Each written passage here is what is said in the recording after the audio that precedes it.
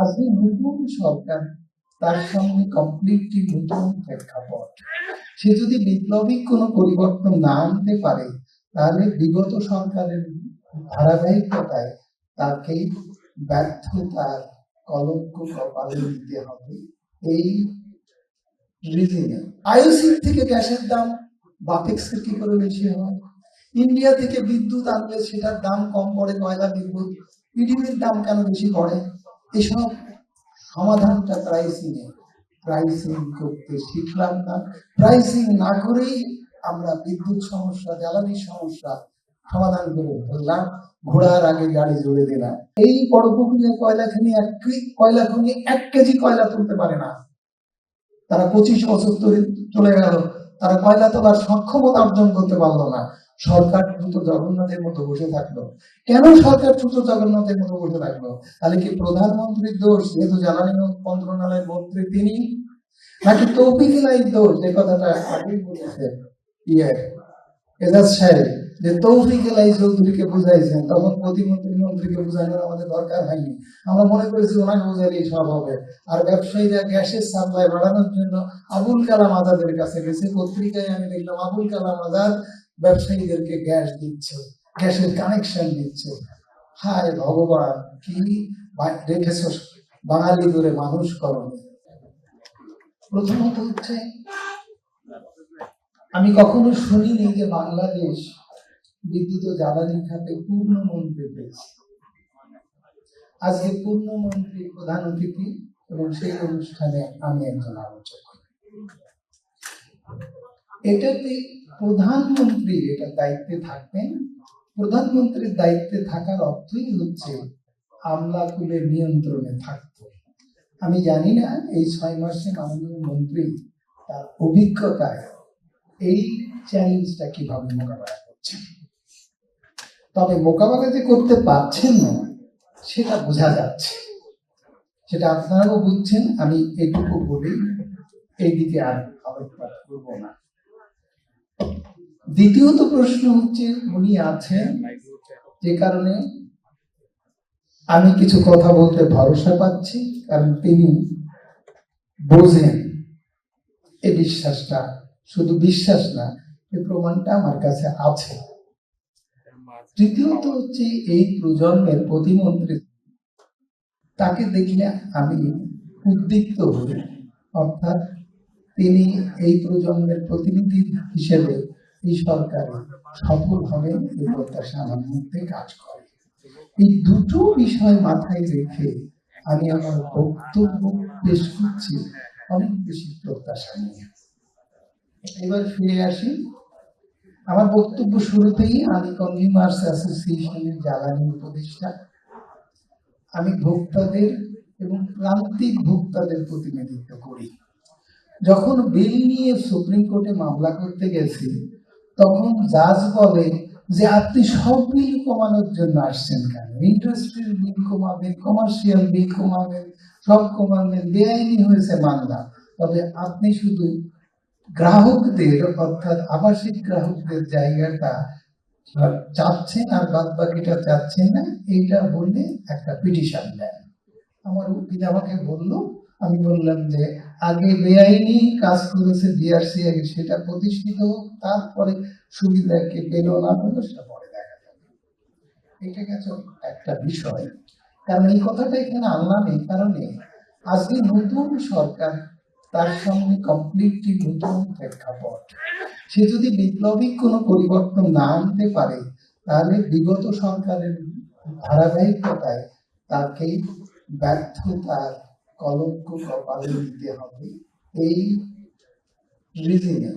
সুতরাং আমরা পরামর্শ দেওয়ার আগে, তার কাছে কিছু প্রত্যাশা পাওয়ার করার আগে আমাদের এই বিষয়টি মনে রাখতে হবে, কারণ সরকারকে কোনো অবস্থাতেই ফেল করতে দেওয়া যাবে না।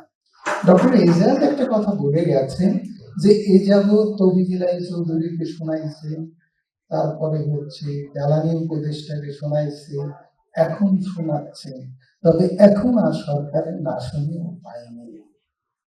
আমি শুধু একটা বিষয় বলেই পরের কথায় চলে যাব। এইরকম শোনানোর রুদ্ধদ্বার বৈঠকে নজরুল আলী, ডক্টর আজিজ ইজাজ এবং আমাকে এবং বদরুল ইমামকে তার কক্ষে ডেকে আলোচনা করেছিলেন রামপাল বিদ্যুৎ নিয়ে এবং তখনকার সময়ের বিদ্যুতের দাম নিয়ে। আমরা তিনজনে কোন রকম রাগঢাক না করে একই সুরে কথা বলেছিলাম। আমি জানি না ডক্টর এজাজের সেটা মনে আছে কিনা।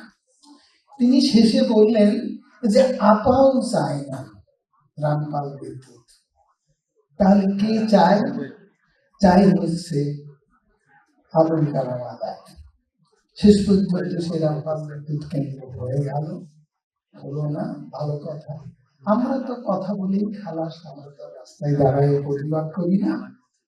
এখন আসুন সেই রামপাল বিদ্যুৎ কেন্দ্রে সরকারের মধ্য থেকে একটা প্রচেষ্টা চলছে, সেখানে 450 মেগাওয়াটের বিদ্যুৎ উৎপাদন পরিকল্পনা পিডিপি গ্রহণ করেছে এবং সরকারের মধ্য থেকে জানানো হয়েছে যে এখানে 6 টাকা 58 পয়সায় বিদ্যুৎ উৎপাদন করা যায় এবং পিডিপি সেই বেঞ্চমার্ক নিয়ে আগাচ্ছে।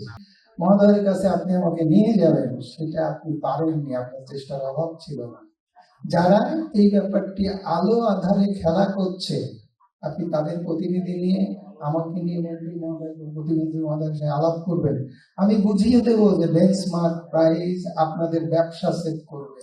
ওই যে 250 মেগাওয়াট যারা অ্যাডভার্টাইজ করেছে, তারা এই ব্যবসাটা সব নিয়ে যাবে। আপনি যদি এটা না বোঝেন, সরকারও ঠেকাতে পারবে। এটা আগে আপনাকে বুঝতে হবে। এলপিজি সিএনজি ডোমেস্টিক এগুলো নিয়ে আমার অনেক কথা বলার ছিল, যেহেতু সময় নিয়ে আমি বলতে চাই না।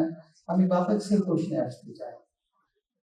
প্রথম প্রশ্ন হচ্ছে, জন্ম থেকে শুনে আসছি যে বাপেক্সের ক্ষমতা নেই গ্যাস তোলার। রিসেন্টলি আমি বড় পুকুরিয়ার কয়লা খনির সামনের রাস্তা দিয়ে আসলাম এবং গেলাম, দেখলাম পাহাড় পরিমাণ কয়লা জমে আছে। আমি অবাক হয়ে গেলাম। 525 মেগাওয়াট বিদ্যুৎ উৎপাদন কেন্দ্র চালাবার মতো কয়লা নেই, 50% ক্ষমতাও চালানো যায় না। যে পরিমাণ কয়লা উত্তোলন করে বড় পুকুরিয়া কয়লা খনি, এবং শেষ দিকে কাইকসের সঙ্গে ঝগড়া করে বলে এসেছিলাম এবং সেটা অর্ধেক করেছে, বেশি করিনি, যে যে কয়লা যে দামে বড় পুকুরিয়ার কাছ থেকে কিনছে, সেই কয়লা সেই মহেশ্বরে সেই ওজনে কেন দাম বাদ দিলাম, সেই ওজন এবং সেই মহেশ্বরে কেন পিডিবি কিনবে না? পরে এইটা করেছে, কিন্তু 5 লক্ষ টন কয়লা যে পানি বিক্রি করে নিয়ে গেছে, চাইনিজ কোম্পানি কিভাবে নিল, এরা কিভাবে করলো, সেইটা তারা নিষ্পত্তি করলো না এবং সেই অবস্থায় রয়ে গেছে। তখন কলিয়ারি খালি রয়ে গেছে এবং 10 থেকে 12% বাইরে বিক্রি করেছে, কালোবাজার তৈরি হয়ে গেছে। সেইটাকে কয়লা বাইরে থামানো হলো, আজকে কয়লা কমে গেল। কেন পিডিপি নিতে পারছে না? তাদের সব সময় মেশিন অভাব, কি করে মেরামতে থাকে, কি সব কথাবার্তা বলে, আমি জানি না পিডিপি চেয়ারম্যান কি বলবেন এটা নিয়ে। তবে যাই বলুক না কেন, এই কয়লা ওই বিদ্যুৎ কেন্দ্রে ব্যবহার না হওয়া কোনোভাবেই যৌক্তিক নয়। কেন এই কয়লা ব্যবহার করতে পারছে না? কেন পুরনো বিদ্যুৎ কেন্দ্র চলে না 10 বছর 15 বছর ধরে, তাকে বসায় রেখে কেন রিপ্লেস করা হয়নি? আজকে সেই বিদ্যুৎ কেন্দ্র দাঁড় করায় রেখে এই সমস্ত লোকজনদেরকে কেন বেতন দেওয়া হচ্ছে? এবং তারা যদি, এবং এই বিদ্যুৎ কেন্দ্র এই বড় পুকুরিয়া কয়লা খনি 1 কেজি কয়লা তুলতে পারে না। তারা 25 বছর ধরে চলে গেল, তারা কয়লা তোলার সক্ষমতা অর্জন করতে পারলো না। সরকার দ্রুত জগন্নাথের মতো বসে থাকলো। কেন সরকার দ্রুত জগন্নাথের মতো বসে থাকলো? তাহলে কি প্রধানমন্ত্রীর দোষ, যেহেতু জ্বালানি মন্ত্রণালয়ের মন্ত্রী তিনি, নাকি তৌফিক ইলাহির দোষ? যে কথাটা আগেই বলেছে এজাজ সাহেব, যে তৌফিক ইলাহি চৌধুরীকে বুঝাইছেন, তখন প্রতিমন্ত্রী মন্ত্রীকে বোঝানোর আমাদের দরকার হয়নি। আমরা মনে করেছি ওনাকে বোঝালেই সব হবে। আর ব্যবসায়ীরা গ্যাসের সাপ্লাই বাড়ানোর জন্য আবুল কালাম আজাদের কাছে গেছে। পত্রিকায় আমি দেখলাম আবুল কালাম আজাদ ব্যবসায়ীদেরকে গ্যাস দিচ্ছে, গ্যাসের কানেকশন দিচ্ছে। হায় ভগবান, কি রেখেছ বাঙালি করে মানুষ করো। সেই সব অভিজ্ঞতার মধ্যে দিয়ে আসার পরে এইবার আসেন যে যেসব কোম্পানি আজকে পর্যন্ত বিপণন কোম্পানি হয়ে রইল, বড় পুকুরিয়ার কয়লা খনি হতে পারলো না, খনির কোম্পানি হতে পারলো না, সে বিপণন করছে। তাহলে তার চার্জ হার 35-40 ডলার কি করে হয়, সম্মানিত এই অতিথি, আমরা বিষয়টি সবচেয়ে বড় একটু কথা। ছোট করার জন্য বিনীতভাবে অনুরোধ করছি আপনাকে। আমাদের এবার অনেক গ্যাসের অতিথি কথাও রয়েছেন, একইভাবে একটু প্রযোজ্য। সংক্ষিপ্ত করবেন। এবার গ্যাসের কথা একইভাবে প্রযোজ্য, কারণ এই কথাগুলো আমি ছাড়া কেউ বলে না। প্রাইসিং দেশের কোনো মানুষের সমস্যা না, অথচ প্রাইসিংই সবচেয়ে বড় সমস্যা। মন্ত্রীরা বলেছে, ইয়ে বলেছে, কি বলে, জ্বালানি উপদেষ্টা বলেছে আমার দেশের মানুষ প্রাইসিং করতে পারে না, কনসালটেন্ট দরকার। আমি বলেছি ইয়েকে, বিদ্যুৎ জ্বালানি উপদেষ্টাকে, যে প্রাইসিংটা দয়া করে আমাকে করতে দেন, আমি করে দেবো, আপনাদের বিনা পয়সায় করে দেবো। আহামরি টেকনোলজি না, আমি যেসব হিসাব নিয়ে যাই সেগুলো আমি আমার অফিসে আমার ছেলে মেয়েদের দিয়ে করি, আমাকে দেন। কেন আমাকে দেন? খনি কোম্পানি, পাথরের কোম্পানি, গ্যাসের কোম্পানি, কেউ কোম্পানি হতে পারেনি, কেউ খনির কোম্পানি হতে পারলো না। তারা সব বিক্রি করে, বিদেশি কোম্পানির কাছ থেকে কিনে বিক্রি করে। আইওসি থেকে গ্যাসের দাম বাপেক্সের কি করে বেশি হয়? ইন্ডিয়া থেকে বিদ্যুৎ আনলে সেটার দাম কম পড়ে, কয়লা বিদ্যুৎ, পৃথিবীর দাম কেন বেশি পড়ে? এসব সমাধানটা প্রাইসিং এ। প্রাইসিং করতে শিখলাম না, প্রাইসিং না করেই আমরা বিদ্যুৎ সমস্যা, জ্বালানির সমস্যা সমাধান করে ফেললাম। ঘোড়ার আগে গাড়ি জুড়ে দিলাম। ভগবান এই গাড়ি কোথায় নিয়ে যাবে জানি না, তবে মানুষের জ্বালানি নিরাপত্তা নিশ্চিত করায় এইভাবে গাড়ি চালায় সম্ভব হবে না।